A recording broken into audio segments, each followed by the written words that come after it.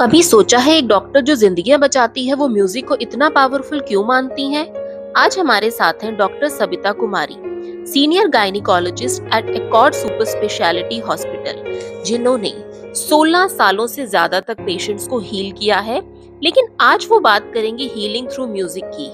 उनका कहना है म्यूजिक सिर्फ एंटरटेनमेंट नहीं, ये थेरेपी है, स्ट्रेस रिलीफ है और इमोशनल हीलिंग का सबसे सिंपल तरीका है। तो आइए सुनते हैं एक डॉक्टर के नजरिए से म्यूजिक का असली magic. Music releases a type of hormone inside your brain, that is dopamine. And dopamine is a type of happy hormone. See, in your body, every cell's wear and tear is going on. Right. It means making and breaking. And if something breaks, then it releases toxins. That toxins accumulate in your bodies, and in different systems, it propel you towards the aging. I mean, at the age of 30, you will look 40s, 50s, and also in the chronological age, आपकी life span भी कम हो रही है ना? Right. तो ये toxins जो होते हैं उसके लिए एंटीऑक्सीडेंट्स का काम करता है।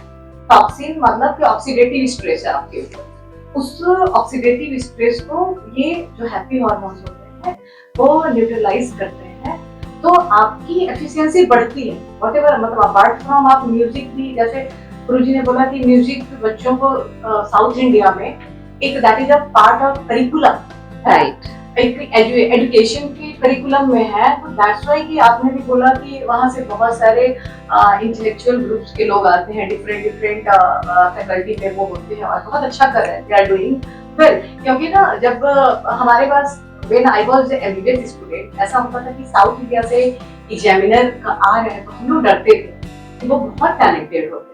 तो दैट इज द रीजन कि एक तो कंसंट्रेशन बनाता है, दूसरा कि म्यूजिक में है कि आप यू हैव टू ओवरऑल आपकी पर्सनालिटी डेवलप होती है। आपको मॉर्निंग में उठना है, that is the greatest thing ना, कि आप मॉर्निंग में उठ रहे हो तो आप मतलब अपने हेल्थ के लिए तो कुछ कर रहे हो। बिल्कुल। फिर आप रियाज करते हो, तो that is a type of meditation.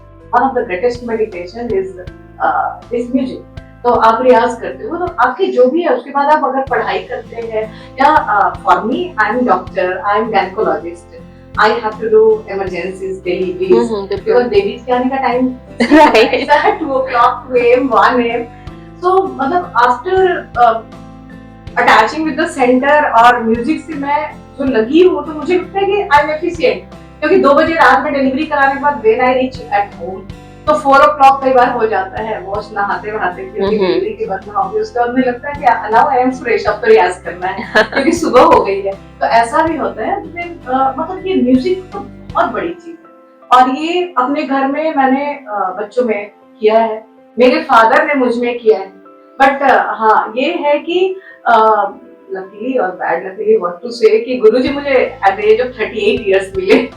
But music का फादर ने वो किया होता है, ही स्टडीज, वो जानते थे कि म्यूजिक का आपके पढ़ाई लिखाई पे असर होता है। तो इस तरह से मेडिकली भी ये जस्टिफाइड है। और हमारे यहाँ एक आईसीयू की कहानी है कि एक कोमा में था, एक कोई बुजुर्ग थे, आफ्टर ब्रेन स्ट्रोक। उसके बाद उनको ना ईयर लीड दिया गया, ईयर लीड से वो उनको गाने सुनाए जाते। Okay. So now he started moving his limbs, मतलब इस तरह से एक्टिवेट होगा और कोमा से बाहर आ गए। तो साइंस में बाहर में तो बहुत स्टडीज हो रही हैं, यहाँ भी होते हैं। तो म्यूजिक का जो is a type of therapy. Different types of ragas जो है, जैसे शिवरंजनी राग है, वो हार्ट के आपको मेंटल इलनेस जो होता है, जो आपकी मूड की, आजकल मूड इनस्टेबिलिटी होती है, बहुत सारी चीजें, इवन सुसाइडल अटेम्प्ट्स भी लोग ले लेते हैं, तो उस तरह के मूड को स्टेबलाइज करता है।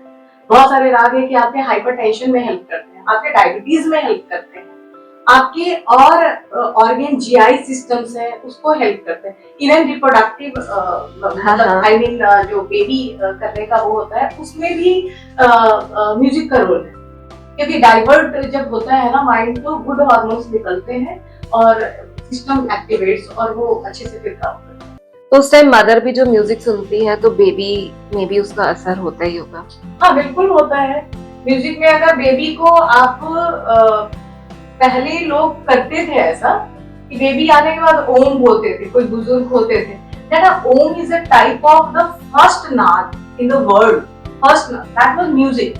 तो ओम बोला जाता था। उसमें कि बच्चे में ओम हमने बोल दिया जस्ट आफ्टर बर्थ, तो उनमें अपने आप संस्कार आना है, अपने आप धैर्य आना है, पेशेंस आना है। अगर अनुशासन और धैर्य दो चीजें आपकी लाइफ में है तो यू कैन अचीव एनीथिंग। मुझे लगता है हमारे बुजुर्ग ज्यादा समझदार थे। बिल्कुल बिल्कुल।